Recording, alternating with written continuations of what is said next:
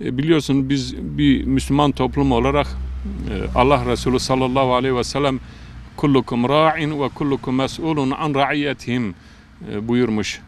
Yani manası şöyle: hepiniz çobansınız, hepiniz mesulsunuz, mahiyetinizdekilerden sorumlusunuz. Ben bir baba olarak çocuklarıma terbiye amaçlı bir şey söylediğim zaman eşim bana destek olacağı yerde köstek oluyordu. Allah'a yemin ederim ki bir Müslüman olarak Allah'ın adına yemin ederim ki eşime tokat vurmadığım halde eşim çocuklara destek olmak için karakola gidip yalan beyanda bulundu. Eşim bana şiddet uyguladı dedi. 2-3 ay böyle ayrı ayrı uzaklaştırma cezasını aldırdı. En son da 6 ay uzaklaştırma cezasını aldırdı. Şimdi ben bütün din kardeşlerime sesleniyorum. Bir baba olarak ben çocuklarıma terbiye vermek amacıyla bir şey söylemeye hakkım yok mu? Ama bugünkü iktidar öyle kanunlar çıkarmış ki İstanbul Sözleşmesi diye bir sözleşme.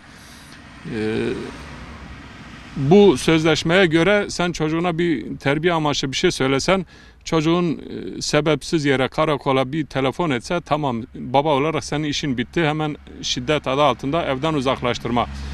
Şimdi kardeşlerim, bir evin çatısını kaldırdığınız zaman oraya yağmur da düşer, dolu da düşer, kar da düşer, toz toprak da düşer. Bir baba evin çatısıdır. Bir baba evin içinden çıktıktan sonra, onlar sorumsuzca hareket ettikten sonra terörist de olur, hırsız da olur, yan kesici de olur, eşkıya da olur. Her şeyi polisiye tedbirlerle halletmek mümkün değildir. Herkes kendi evinin önünü süpürürse sokak kendiliğinden temizlenir demişler atalarımız. Bir Müslüman baba olarak ben çocuklarıma bunları söylüyorum. İstanbul Sözleşmesi'nde kadının beyanı esastır, erkeğin beyanı geçersizdir kanunu getirmiş. Kadın gidip orada ne kadar yalan beyanda bulunursa o kadar geçerlidir. Ben internetten araştırdım, bu işler başımızdan geçtikten sonra baktım ki Adalet Bakanlığı bu konuda para kazanıyormuş. Yani bir kazanç kapısı haline getirmişler.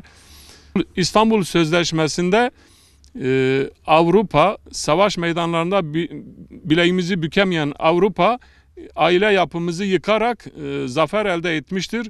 Bundan dolayı geçmiş olsun diyorum bütün ümmeti Muhammed'e. Ben Sayın Cumhurbaşkanıma sesleniyorum buradan.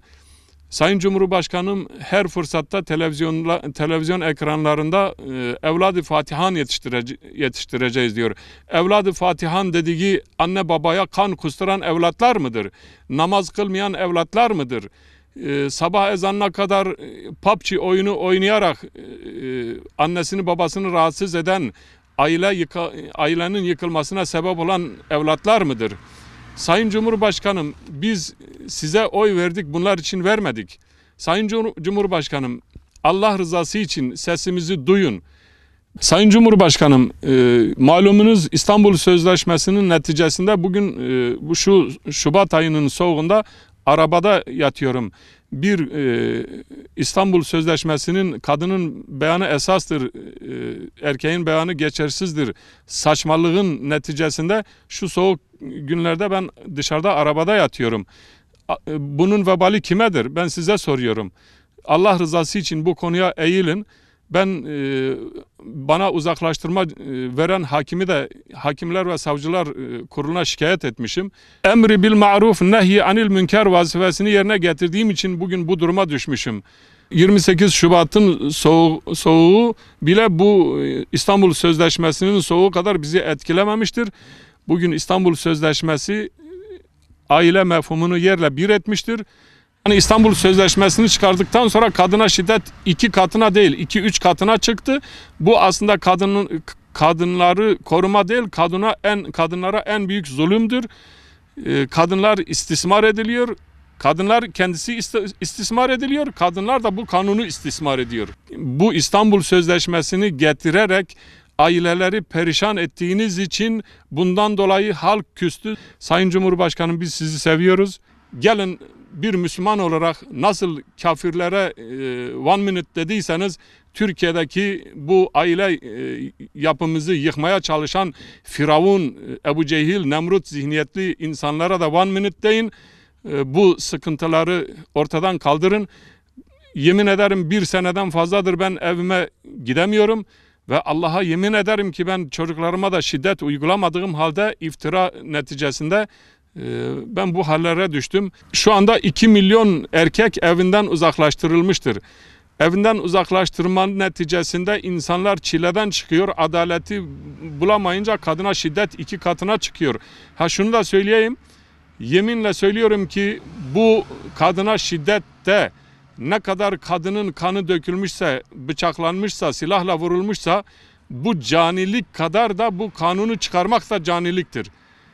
Bu kanunu çıkaranlar da o kadar canidir, İslam düşmanıdır. Ve bu kadına şiddeti uygulayanların vebalin aynısı da sizin boynunuza yüklenecektir. Bunu bilin.